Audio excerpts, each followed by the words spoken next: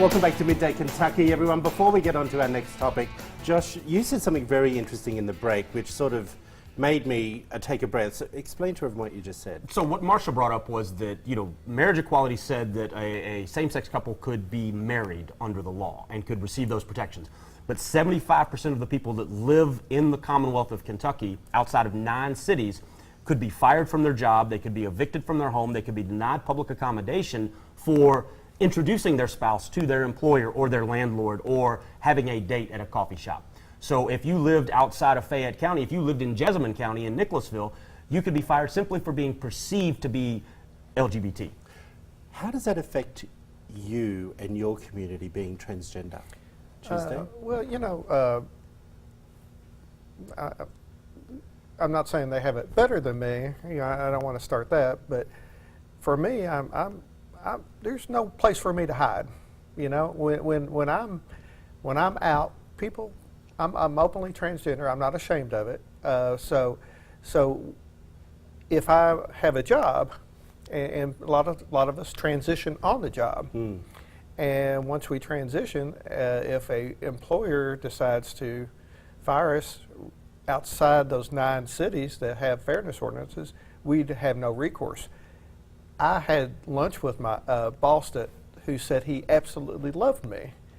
And I said, what would you have done if I would have transitioned, say, in 1996, 22 years ago, because it was one of the times that I was considering it.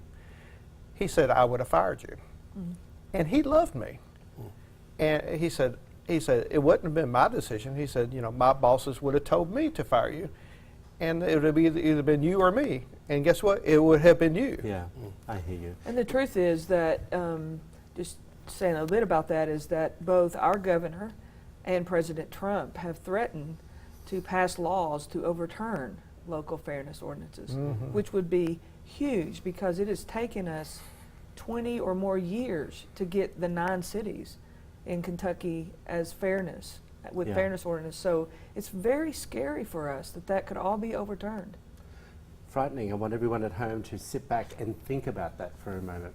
Each of the representatives of our LGBTQ panel today come from different backgrounds and groups. Let's start with John Parker, who's with AVOL, and your mission is to stop the spread of HIV and also empower the community as well.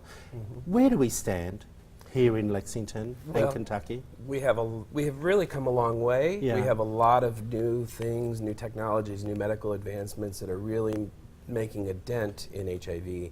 Access to healthcare is key, early detection is key, but we have a long way to go because so many people who are at risk for HIV may also come from disenfranchised populations, and we have to connect with them, the Hispanic community, African American community, the LGBT community.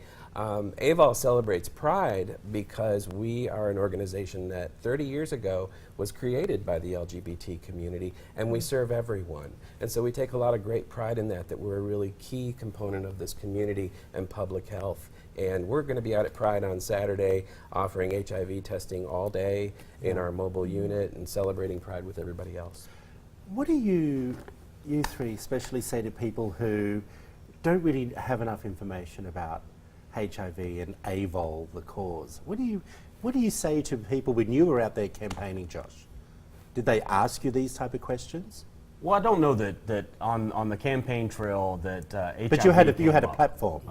But I think that HIV, like so many other things, it's about educating ourselves. And one of the challenges that we've got within the broader community, not just the LGBT community, is that folks that are my age and younger, in their mid-30s and younger, we didn't live through, even though we were alive, we didn't watch our friends dying from the AIDS epidemic in the 80s.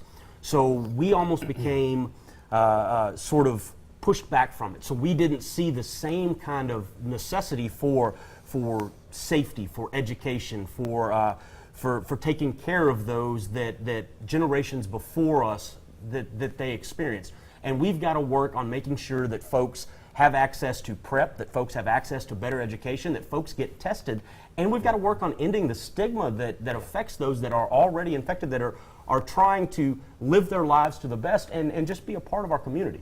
I understand that. We really... Well, I was going to say, John could probably answer this, but it seems to me as I'm out in the community that a lot of people still see it as the gay disease. And it affects so Are many they more. still saying that, Marsha? Oh, yes. You know, I probably shouldn't do it because it interferes with my sleep a lot. But sometimes I go read Facebook posts or I listen to podcasts of the very conservative folks, and they still are calling it the gay disease. They'll still say this is what they deserve, and it's frightening. The stigma associated with HIV is still alive and well, and it just it's a fairness issue. It's everything that can keep us from moving forward, you. and it's right on topic today with everything else. Tell us what you think, everyone. Head over to Midday Kentucky's Facebook page. Put your comments there, and we're going to answer them for you as well. We'll be right back. This is Midday Kentucky, everyone, celebrating Lexington Pride.